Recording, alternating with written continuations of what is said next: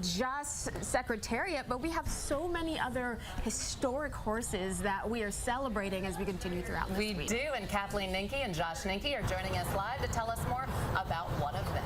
Hi, guys. Hi. So it's the 35th anniversary of Winning Colors Derby win. The year was 1988, and so far only 2 fillies ever had won the Derby. Now, Hall of Fame trainer Wayne Lukas, though, knew he had a special lady who could get it done. He sure did. I talked with one of the fantastic tour guides at the Kentucky Derby Museum who explained to me why Winning Colors win is still so special to so many.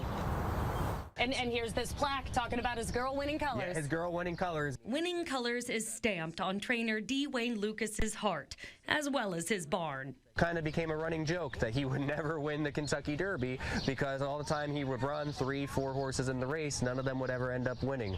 And he was so confident in Winning Colors coming into that year, she was the only one that he ran in the race. And she was a filly, and only 2 fillies had won the Derby before. Why would D. Wayne Lukas take a chance on her being his only horse that year? He would take a chance because he knew from the moment that he saw her. He said that as soon as he saw her out there in the sales ring, his heart just started pounding. What would he have seen in her? What was it? Well, she was massive. She was actually nicknamed the Amazon. But she wasn't all size. She had spirit, too.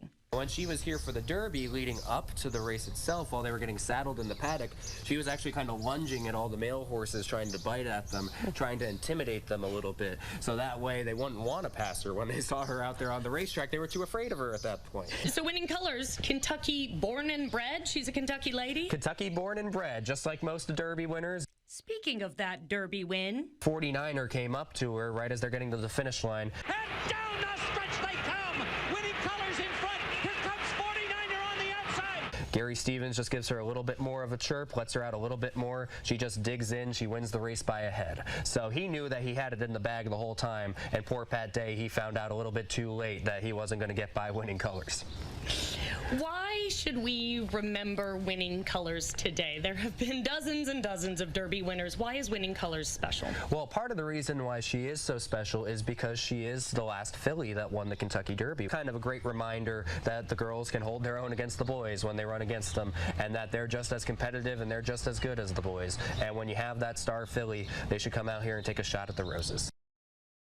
And a bit of history, did not go on to win the Triple Crown, placed third in the Preakness, didn't even place in Belmont. But still a memorable run in that 3-year-old year.